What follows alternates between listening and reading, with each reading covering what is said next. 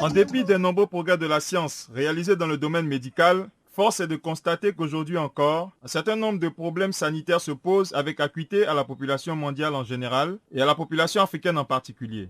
Pour les besoins de soins de santé primaires, les populations ne bénéficient pas d'une prise en charge totale. Et ce n'est pas trop dire de mentionner dans ce triste tableau l'apparition de nouvelles maladies dont une des plus meurtrières est le VIH-Sida. Une maladie qui n'a pas encore livré tous ses secrets et qui reste donc jusqu'ici invaincue par la science. La santé pour tous est un défi pour l'OMS. Pour relever ce défi, l'Organisation mondiale de la santé encourage les États à intégrer les médecines traditionnelles ou alternatives dans les systèmes de santé. En effet, elles couvrent, selon l'OMS, les besoins de santé de 80% de la population mondiale.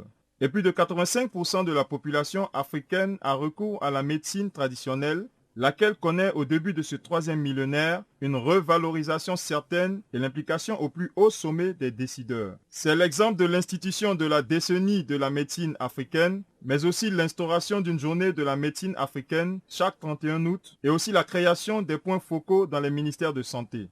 Elle a séduit plus d'un et fait des adeptes. Et parmi ces ardents défenseurs et non des moindres, l'éminent professeur Antoine Nyoni Angaté, doyen honoraire de la faculté de médecine d'Abidjan, membre de l'Académie médicale et de chirurgie de Paris, de Belgique, membre de l'Académie des sciences, des arts, des cultures d'Afrique et des diasporas africaines. Écoutez ce qu'il en pense. Quand on se donne la peine de s'informer sur la médecine traditionnelle, on s'aperçoit que la médecine traditionnelle peut rendre d'énormes services. On s'aperçoit qu'il peut y avoir une bonne complémentarité entre la médecine traditionnelle et la médecine conventionnelle. Quand on se donne la peine d'apprendre la médecine, de s'informer, de faire des recherches sur la médecine traditionnelle, eh bien, on s'aperçoit que là où la médecine conventionnelle a des difficultés, où elle est défaillante, la médecine traditionnelle peut venir à son secours. En particulier, les affections psychosomatiques, les affections chroniques sont des domaines dans lesquels la médecine traditionnelle apporte des solutions valables, crédible. Il a été organisé à Boisseau, je crois que M. Aboussé le sait parfaitement, un atelier de consensus sur la médecine traditionnelle. Comment organiser la coopération entre la médecine traditionnelle et la médecine moderne. Nous avons eu plusieurs jours de réflexion menées par des médecins, des pharmaciens, des tradipraticiens, des sociologues, des juristes. Vu l'intérêt de ces conclusions, le président a demandé à son ministre de l'époque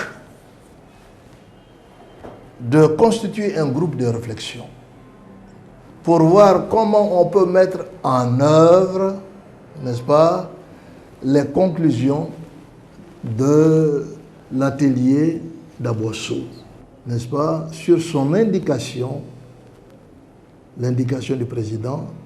Le ministre m'a demandé, n'est-ce pas, de présider ce groupe de réflexion. Avec toutes ces activités que j'ai menées et ce que j'ai acquis auprès de mes parents, eh bien, je suis arrivé à la conclusion que la médecine traditionnelle est une médecine extrêmement importante, utile, crédible, fiable, et il fallait que je m'y engage. Alors, toutes ces faits, toutes ces données m'ont amené à réfléchir, à dire, mais au fond, moi je vais jusqu'au Sénégal pour évaluer les guérisseurs, mais les guérisseurs, il y en a en Côte d'Ivoire.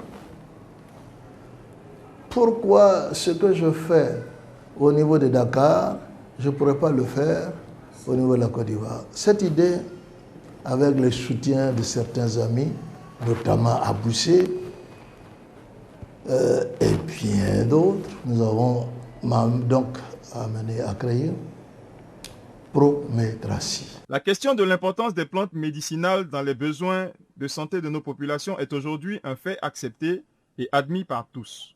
Il est à remarquer cependant que leur approvisionnement ne va pas sans poser de problème. Voyons ici comment la plupart des utilisateurs s'en procurent. Les plantes que j'utilise proviennent soit d'une récolte personnelle que je fais moi-même ou bien d'un approvisionnement sur le marché aux plantes. Vous savez qu'ici à Abidjan, il y a un marché de gros aux plantes qui se trouve à Djamé le long des rails.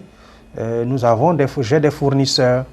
Par exemple, quand j'ai besoin d'une plante, je vais avec l'échantillon sur ce marché et je demande qui connaît cette plante-là et qui peut m'en procurer. Donc on se fixe rendez-vous et je vais donc chez ces fournisseuses. Là, généralement, ce sont des femmes qui m'approvisionnent. Les femmes apportent essentiellement des feuilles, mais quand il s'agit de racines, ce sont des hommes, parce que ce sont eux qui ont la force physique pour aller creuser les racines.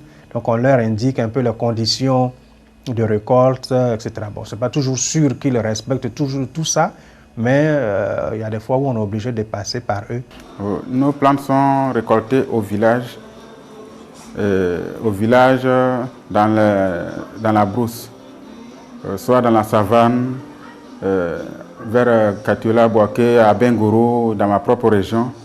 C'est ce que nous utilisons, les écorces, les feuilles, les plants, les fleurs, les herbes, pour pouvoir soigner la population. Je vais faire moi-même les récoltes et j'ai formé une équipe qui est au village, qui me fait les récoltes, fait sécher et me les transformer en ville.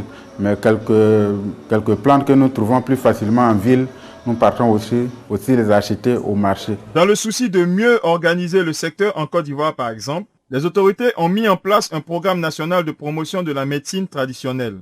Le directeur coordinateur nous en parle.